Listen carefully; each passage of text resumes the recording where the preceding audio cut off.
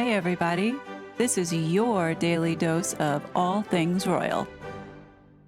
Well, hello, my gorgeous, good looking friends. The clown show continues, and today more revelations have surfaced, and I found that this one was quite disturbing. And I made this meme to complement the ridiculousness of it. In one of the leaked passages in the upcoming book, Harry recalls visiting Althorpe House in Northamptonshire, where his mother is buried.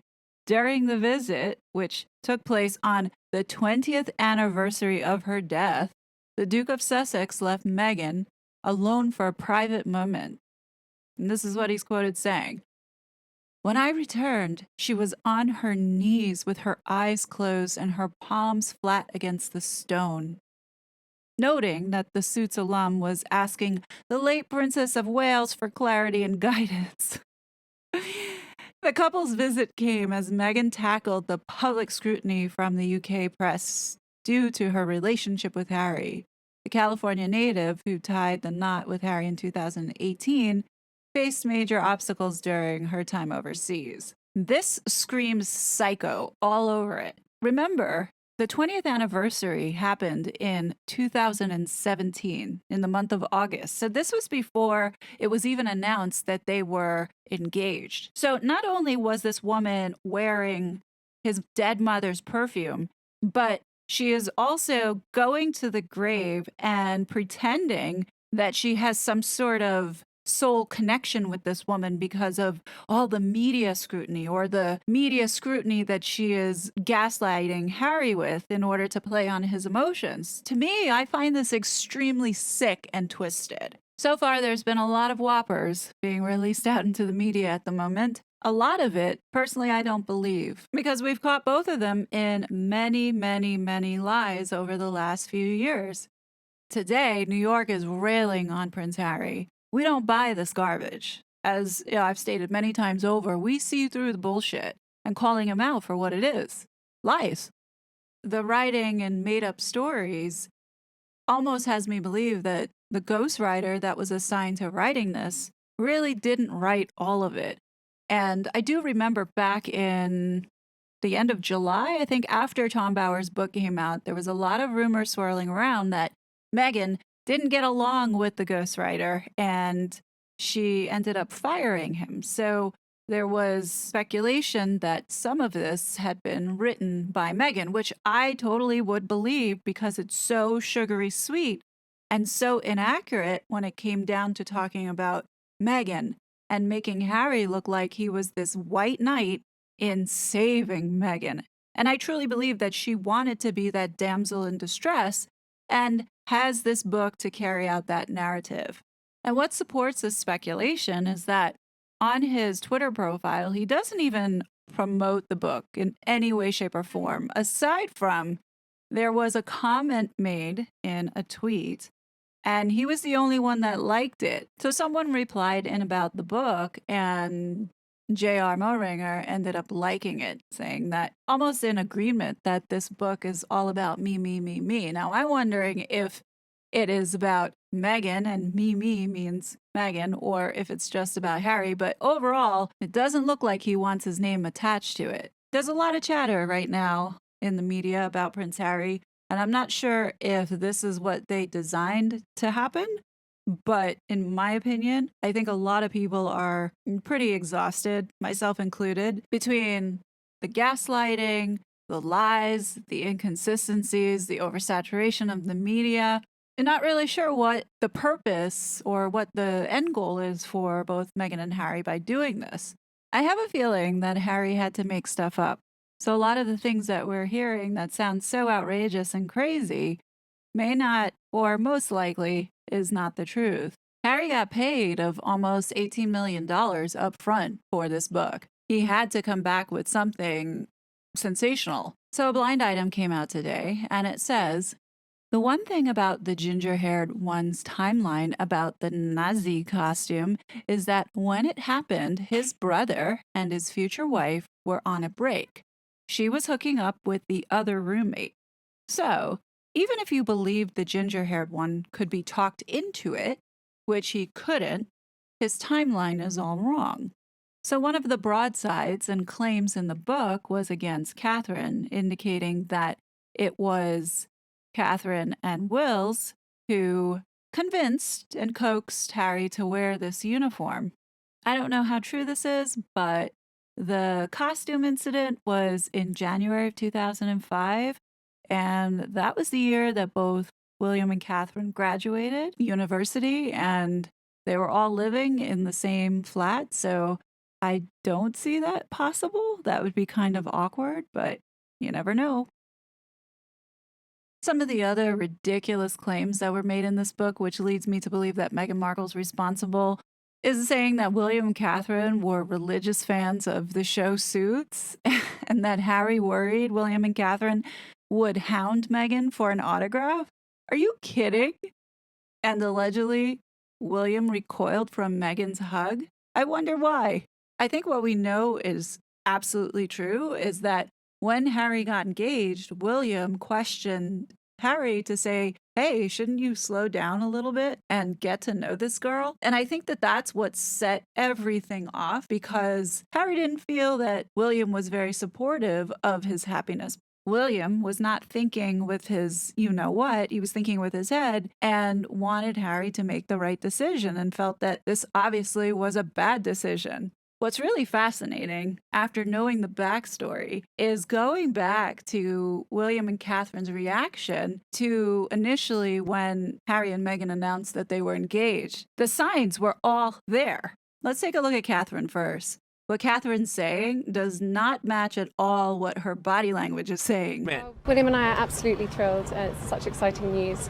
It's a really happy time for any couple, and we wish them all the best. The first thing I notice is when she says, Will and I are absolutely thrilled, she's shaking her head no, which means no, they're not thrilled. And she's barely cracking a smile, almost like it's forced. And when you slow it down and look at her facial expressions and her looking down, it's almost like she looks sad in a way. It's not like she's overjoyed and struggling to think of something really polite and nice to say. This is supposed to be a happy occasion for her brother-in-law, but it's a really happy time. Does that look like a happy time? She looks like she wants to cry. If you've ever watched Catherine speak to people, she always has this genuine smile on her face and very warm and caring. Take a look at this example. Yeah, very well. Hopefully this isn't going to be a repeat of that day. Then last week was lovely, wasn't it? That's full on to dress, umbrella. This is hilarious because she's more excited to talk about the weather and the rain than talking about Prince Harry's engagement. The signs were definitely there. Now let's take a look at Prince William's reaction. Well, very excited, delighted for them both, Right off the bat, he's blinking like crazy and looking down to avoid eye contact because this is an outright lie. He's not excited. wishing them all the happiness in this very exciting time. And for me personally, I hope it means he stays out of my fridge. It's something scrounging off all my food he's done over the last few years. So I'm deeply excited. This is so interesting to revisit because if you notice, he quickly deflects off of Harry and Meghan and the actual engagement and then making a joke to lighten the situation. It almost appears that he's like nervous to talk about this. He mumbles for a little bit. Over the last few years. So I'm deeply excited. Now watch how William answers or handles the statement made by this journalist. Material, we saw them together. I mean, they look so much in love. Yes, no, absolutely. And it's a fantastic process to go through, the engagement and then the build up to the wedding and things like that. So the journalist is making the comment that Meghan and Harry look so in love, and William responds, and here is where his response and his body language totally conflict, where he's shaking his head no, as he's saying, yeah, absolutely. But here's what's really odd about William's response. He goes, yeah, absolutely. This is a great experience. Like when you have somebody marrying into your family, whether it be a sibling or a parent, the first thing that you would say is, yeah, so-and-so is a great person for blah, blah, blah, right? So in this case, I'm surprised he didn't say, yeah, Meghan is a great girl. We're excited to welcome her into the family. Like none of that screams, yeah, we're excited that this union is going to happen. And here he is completely shaking his head and talking about a process. It's almost like he doesn't believe, which I'm sure now that we know all the backstory, no, he doesn't believe that Meghan had genuine intentions coming into the family and was skeptical. And throughout this, he keeps looking down, avoiding eye contact with the journalist and blinking rapidly. So you know that what he's saying is just trying to get through the moment, but doing it in a way that is the polite and politically correct thing to say. Listen to how he finishes this. They've got a lot of happy times ahead of them, and I think they're very caught up in the moment, and I wish them all the happiness and success in planning the wedding. I hope it goes really well.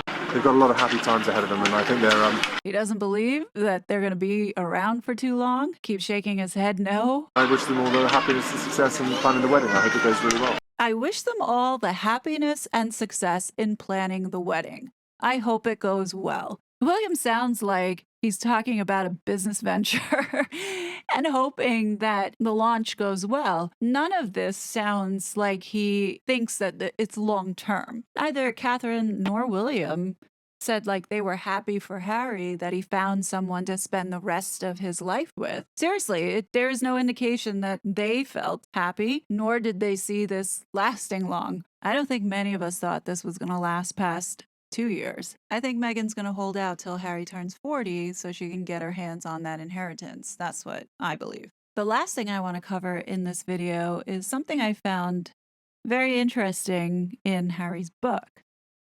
Sky News has minute-to-minute updates on this book, and I'll put the link below so you can see everything. But one of the things that they pulled out was the first and final pages, which were the dedications. Spare is dedicated to Prince Harry's family and his mother. Now, who is Harry's mother again? Just kidding. The first page reads, "For Meg, Archie, and Lily. And of course, my mother." Now, Prince Harry also writes in his book that it wouldn't have been possible without Meghan, whom he calls the love of my life. Now, I wonder if Meghan wrote that for him. Sounds like she did. But this is what struck me. So he writes his thanks to Archie and Lily for letting Dad be absent. What the hell does that mean? Honestly, if anything that comes out of what we're seeing from this book should be a big concern, if he's openly saying that he is absent, and considering we have been reading all about his recreational mind-altering medication that he has been taking, what is going on in the household today? It's extremely reckless and selfish to announce the amount of people that he exterminated in Afghanistan. Now you've got bad organizations taking a look at this fool a little bit closer, putting a target on not only his back, but also his family's. Now, if this was his bright idea in order to get IPP status, then we need to kick up a stink and prevent that from happening. If he's so scared and concerned about security, then maybe witness protection might be the better option. I would be more than willing to contribute tax dollars for him and his family to just go away and be hidden somewhere to feel safe. I think the bigger concern, and forget about these two wastes of humans, is figuring out if the two kids in their possession are actually safe. That's the bigger thing.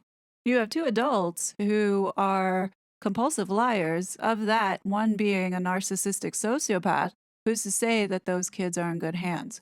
We can't just assume and wait till something happens in order to do something. And here is more proof that this miscarriage was a lie. So this was on Markle News 1, and in the actual book Spare, Harry talks about this unborn child that he brought home in a tiny package and dug a hole in the backyard as if he was burying his dead dog. First off, Harry, I hate to break it to you, but it's illegal to take human remains and bury it in your backyard. The hospital would not have released this to you. This would have gone to a funeral home. So this needs to be investigated, because if they do have human remains in their backyard, then the police need to be there and arrest these two, period. It is my hope the family actually is doing something from behind the scenes. This is a situation that is none of our business. The bigger thing that I have concern around is you have two helpless humans in the care of these two mentally unstable individuals. And I really think that if they're going to say or do anything, it should be in fighting to figure out what's going on with the safety of those children. Because right now, what we're watching is an unraveling of some sort that probably will get worse once these interviews come up and we see the entire book be released. What do you guys think? I mean, as is, there's a lot coming at us, and I'm sure that there will be more stuff coming at us. And then on top of it, after it dies down, then I'm sure we'll get stuff from Meghan Markle. I'm surprised, though, that Meghan has been so quiet. But then again, this book is all about Meghan and Harry being the knight in shining armor, saving her and pulling her out of this toxic environment with the royal family because he so loves her and is willing to give up everything for her. And honestly, I think that she enjoys that. She enjoys knowing that this man gave up everything because she's such a prize. What a fool.